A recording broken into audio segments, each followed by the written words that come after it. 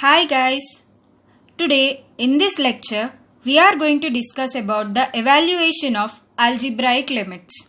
Before going into our topic, let us see what are the indeterminate forms.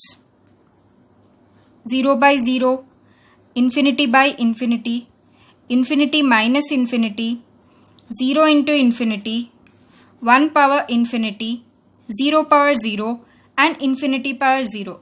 These are the indeterminate forms.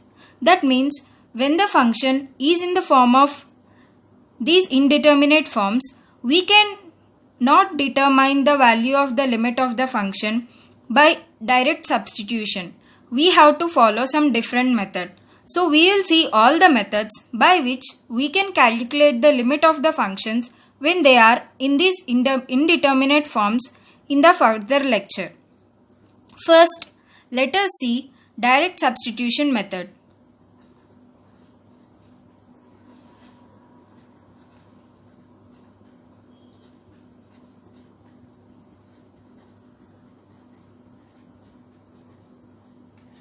When we are evaluating the limit of a function, the first step which has to be done is to directly substitute the value of the x. If the value of the function, when we directly substitute the value, is finite, then it is the limit of that function directly.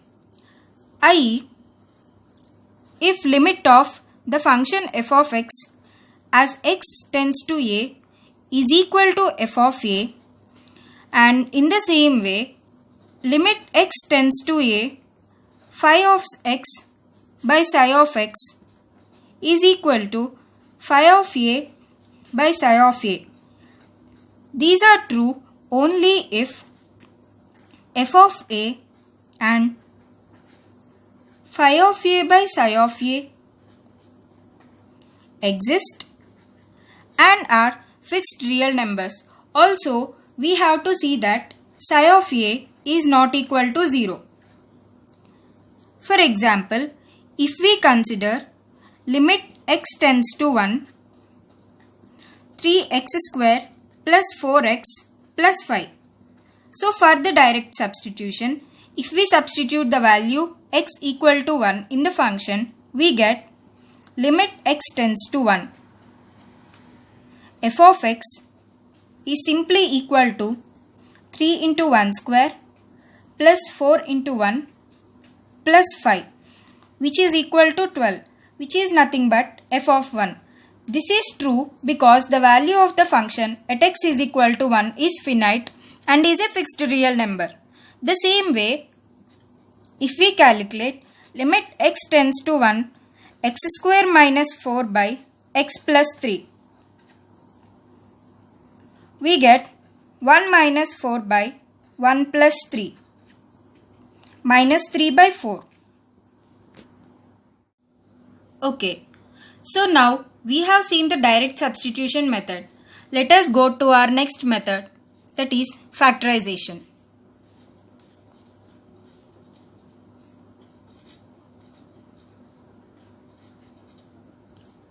First, let us go with the example. Limit x tends to 2, x square minus 5x plus 6 by x square minus 4. So, we have seen that first step to evaluate such limit is direct substitution. So, if we substitute the value of x equal to 2 in the function, we get 2 square minus 5 into 2 plus 6 by 2 square minus 4 is equal to 0 by 0. So, we get 0 by 0 form. We also know that this is an indeterminate form. So, this cannot be directly evaluated. And also, if we understand the concept clearly, since in the numerator, if we substitute 2, the value of the numerator is 0. It means x minus 2 is a factor of the numerator.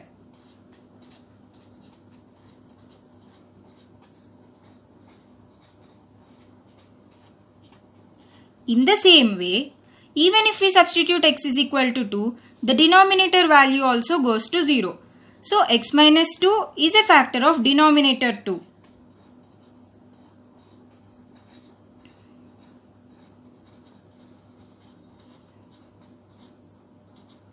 So here comes the factorization method.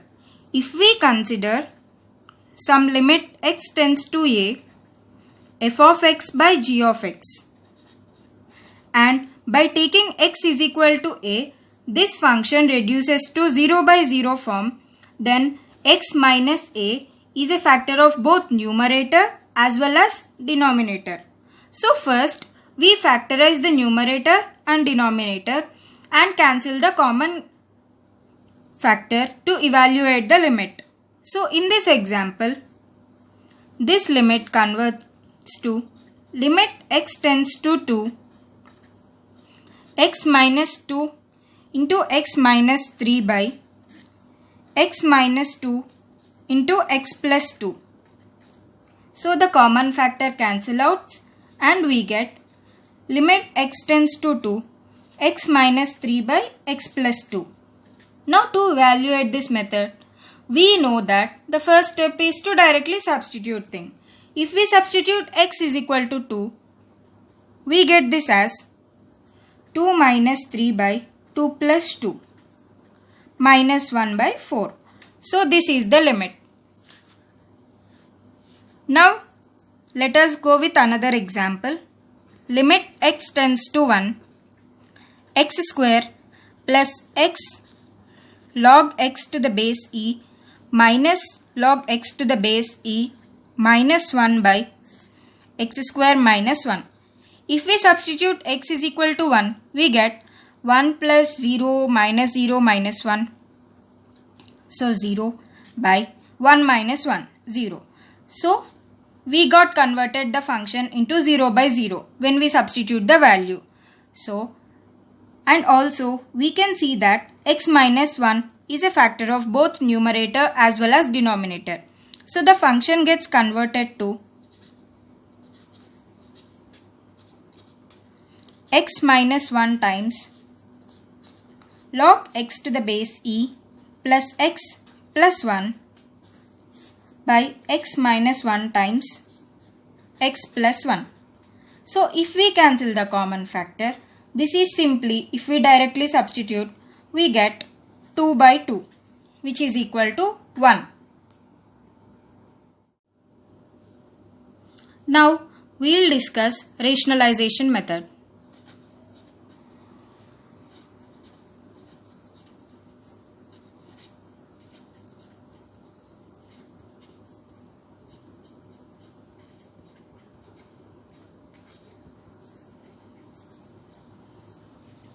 Let us consider limit x tends to 0, square root of 2 plus x minus root 2 by x. If we substitute the value of x is equal to 0, we get 0 by 0 form. But even if we want to factorize, it's difficult to factorize. So we simply rationalize the numerator. So if we rationalize the numerator, we get limit x tends to 0, 2 plus x minus root 2 by x times square root of 2 plus x plus root 2 by square root of 2 plus x plus root 2. So we get limit x tends to 0, 2 plus x minus 2 by x times square root of 2 plus x plus root 2. So limit x tends to 0, 1 by square root of 2 plus x plus root 2. So now this got converted to this function. So the first step is to directly substitute. If we substitute the value of x is equal to 0, we simply get the value of the function as 1 by 2 root 2. So which is finite and a real number. So the limit of the function is 1 by 2 root 2. So we understood that rationalization method is particularly used when the numerator or denominator or both numerator and denominator involve the expressions of square roots, and on direct substitution in the function we get either 0 by 0 form, or sometimes we also observe that we get infinity by infinity form.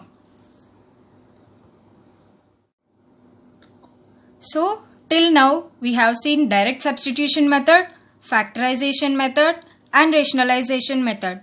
Now let us see the evaluation of limits using some standard limits.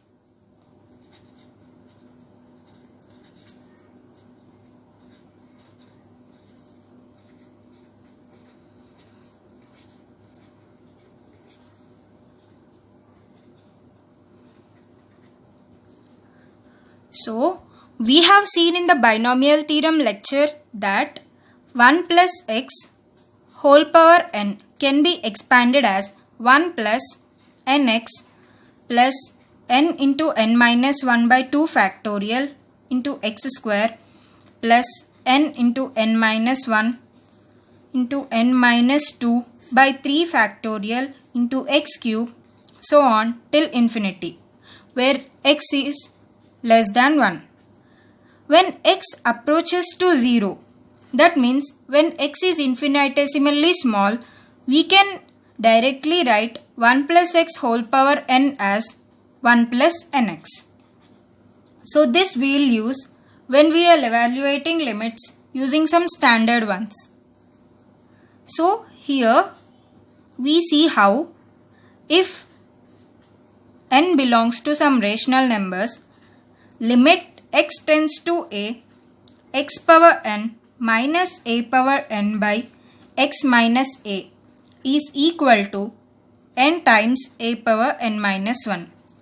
So first we transform this limit as limit h tends to 0, a plus h whole power n minus a power n by a plus h minus a. This we evaluated by using, since x tends to a, x minus a tends to 0. If we take x minus a is equal to h, then h tends to 0 and x is equal to a plus h. Now in this, from the numerator, if we take a power n as common, we get limit h tends to 0, a power n times 1 plus h by a whole power n minus 1 by h.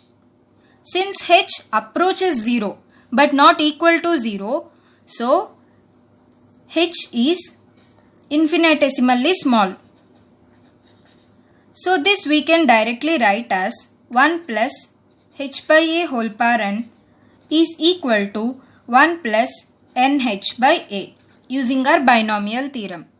So we get limit h tends to 0, a power n into 1 plus nh by a minus 1 by h. So we get n into a power n minus 1. Let us solve one example. Consider limit x tends to 2, x power 10 minus 1024 by x power 5 by 32. If we observe, this can be written as limit x tends to 2, x power 10 minus 2 power 10 by x power 5 minus 2 power 5.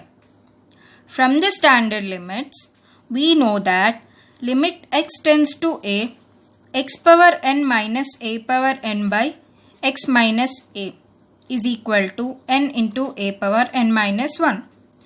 So from these both, we can observe that this can be converted to this form. So let us try that. So this can be done as limit x tends to 2, x power 10 minus 2 power 10 by x minus 2 by x power 5 minus 2 power 5 by x minus 2. So we also know that this limit is not equal to 0. So from the algebra of limits, we can write this as limit x tends to 2, x power 10 minus 2 power 10 by x minus 2 by limit x tends to 2 x power 5 minus 2 power 5 by x minus 2. So we can simply evaluate as 10 into 2 power 10 minus 1 by 5 into 2 power 5 minus 1. So we get 64. Now you guys try this out. Limit x tends to 2 square root of x plus 7 minus 3 into square root of 2x minus 3 by cube root of x plus 6 minus 2 into cube root of 3x minus 5. As part of this lecture, let us see algebraic limits at infinity.